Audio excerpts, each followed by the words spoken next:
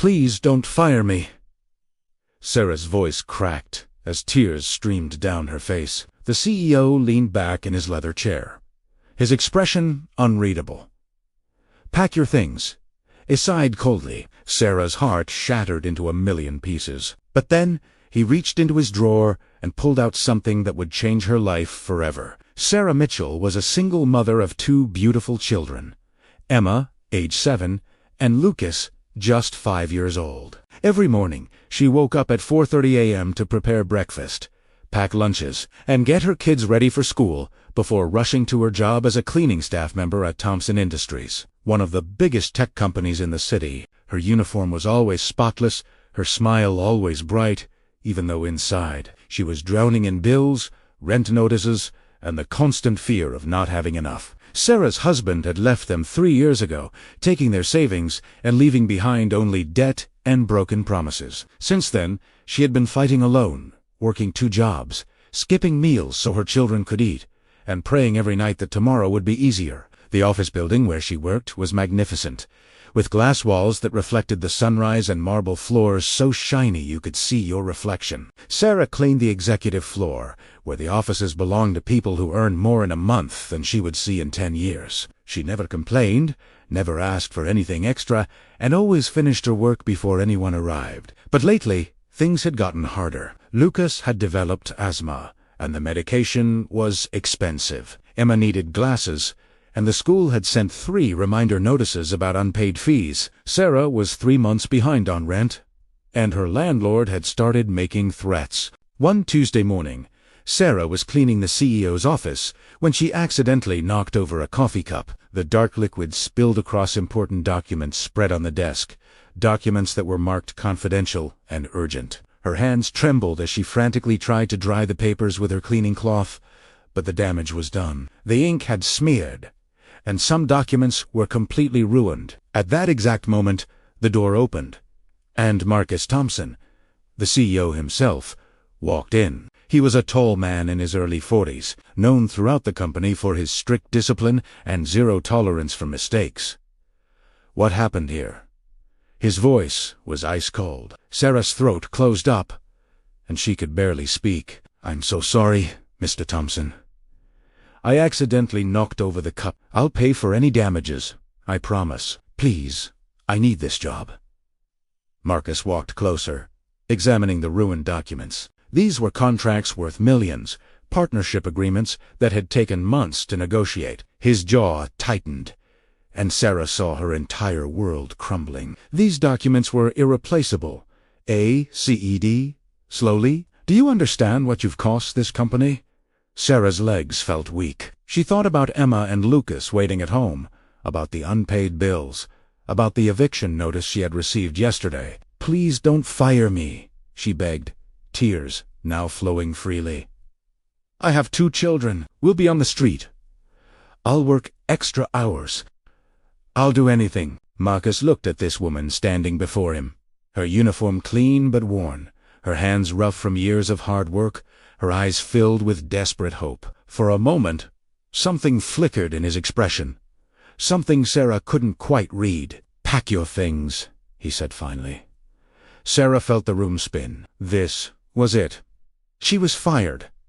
How would she tell her children? Where would they go? Her hands shook as she gathered her cleaning supplies, her vision blurred by tears. She couldn't even look at Mr. Thompson as she turned toward the door, her heart breaking with every step. "Signoran, Michelle late." She stopped, but couldn't turn around, couldn't face the man whose documents she had ruined. She heard footsteps behind her, and then Marcus Thompson appeared in front of her, blocking her path to the door. In his hand was a small envelope.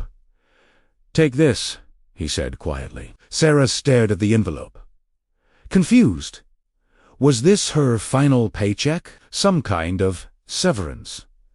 With trembling fingers, she opened Italiano. Inside were keys, car keys, with a luxury brand logo, and a small card. "I said pack your things," Marcus repeated. But this time, his voice was different, softer. "Pack your things because you're not working as cleaning staff anymore."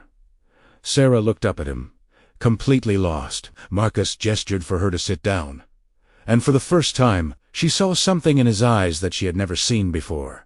Kindness mixed with old pain. 22 years ago, he began, I was where you are now.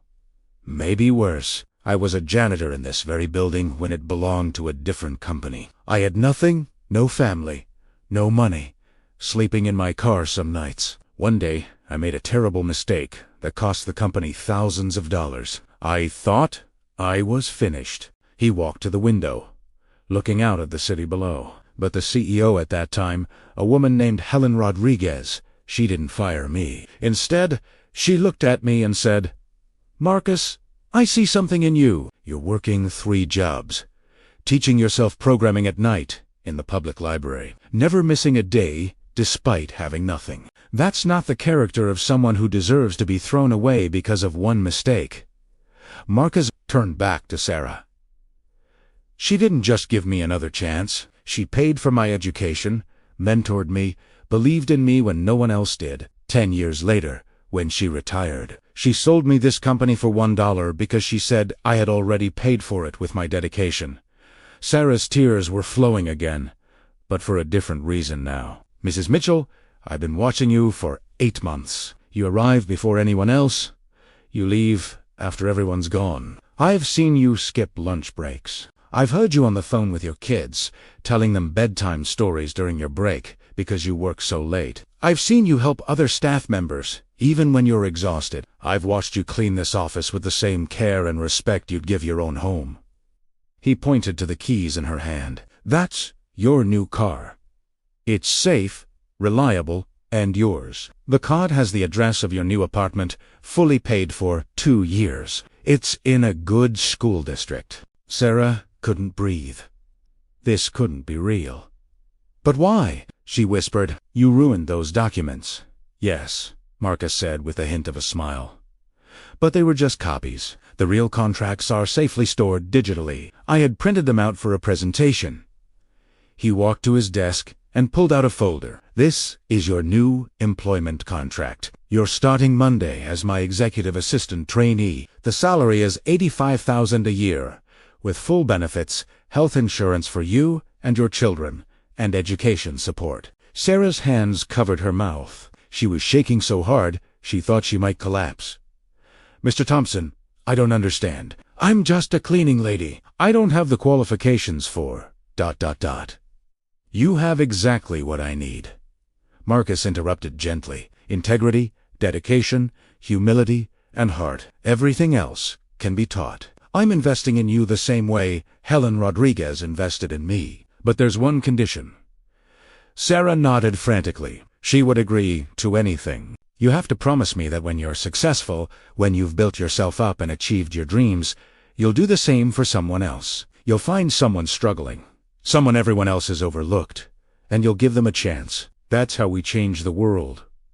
Mrs. Mitchell, one life at a time. 3 years later, Sarah Mitchell was no longer the frightened cleaning lady begging not to be fired. She was the director of human resources at Thompson Industries, known throughout the company for her compassion and her eye for hidden talent. She had created a program called Second Chances, which provided education, training, and job opportunities for single parents, former inmates, and anyone society had written off. Em and Lucas were thriving in their new school, and Sarah had even managed to save enough to start a small scholarship fund. But Sarah never forgot where she came from. Every morning, she still arrived early, and sometimes Marcus would find her helping the cleaning staff, chatting with them, learning their stories. One evening, as she was leaving the office, she saw a young woman crying in the parking lot, clutching an eviction notice. Sarah recognized that desperation, that fear, that feeling of drowning with no one to pull you up. She walked over, sat down beside the stranger, and said 5 words that would change another life. Tell me your story. I'm listening. Marcus Thompson watched from his office window, a proud smile on his face. This was his legacy. Not the millions in revenue or the industry awards, but the ripple effect of compassion he had started decades ago. And it would continue, spreading outward, touching lives, creating OP, proving that sometimes the most powerful thing a person can do is simply give someone else a chance to prove their worth. Sarah had packed her things that day, just as Marcus had told her to. But she hadn't packed them to leave. She had packed them to begin the journey of a lifetime. From desperation to purpose, from invisible to invaluable, from barely surviving to truly living. And all it took was one moment, one choice, one person willing to see past the mistake and recognize the human being standing before him. If this story touched your heart, smash that like button and subscribe so you never miss another story about hope, second chances, and the power of compassion. Share this video with someone who needs to hear that their breakthrough might be just around the corner, and drop a comment telling us about a time someone gave you a second chance.